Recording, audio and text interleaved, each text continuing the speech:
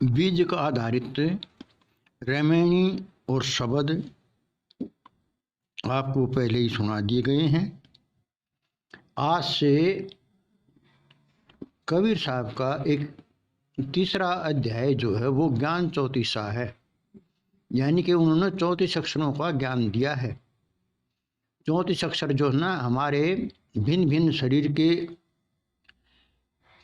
हिस्सों से आते हैं, भागों से आते हैं। ये ओंकार का विभाजन है। तो ओम की महिमा देखिए क्या है, ओम के बारे में क्या लिखा है। ओंकार से वाणी उपजे, वाणी से उपजे फिर ज्ञान। वाणी रूप को ही मानकर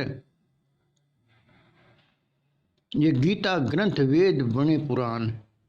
ये सभी वाणी की ही देन है, यानी कि ओंकार की ही देन है। ये सभी जो भी वाणी जाल है ये सब।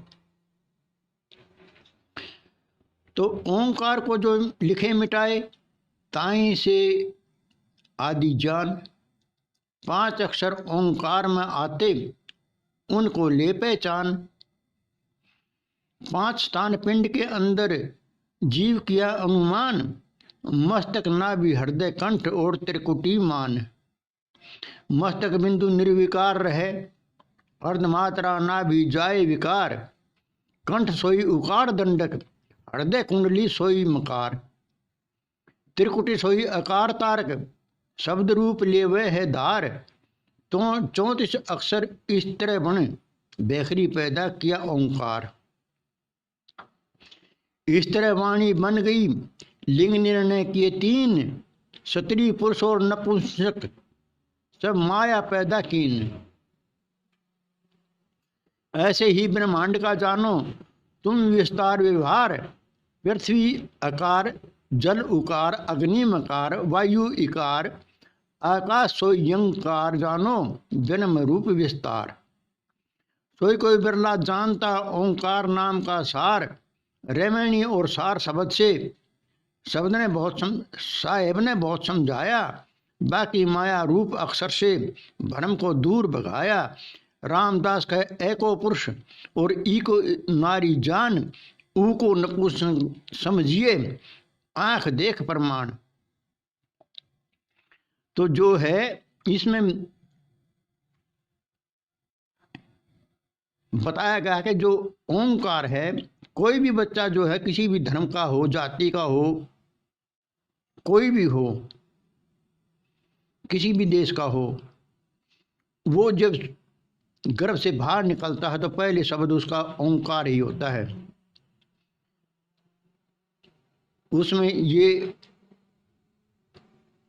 अक्षर होते हैं ए उ ई में ओम।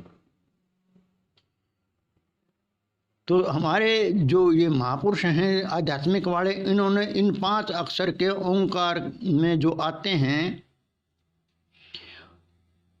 उनको शरीर में मान्या है। मस्तक नाभि हृदय कंठ और त्रिकुटी। मस्तक में बिंदु मान्य है, नाभि में अर्धमात्रा मान्य है, कंठ में उकार मान्य है ऊ मतलब, हृदय कुंडली में मकार मान्य है मैं, और त्रिकुटी सोई एक ए मान्य है अकार तारक, शब्द रूप ले धार। इस तरह 34 अक्षर जो ना हमारे शरीर से भिन्न भिन्न जगहों से आते हैं। कोई कंठ तालु से, कोई दंतोष्ठ से, कोई मूर्धन्य से। तो ये जो है इनका अलग अलग स्थान है।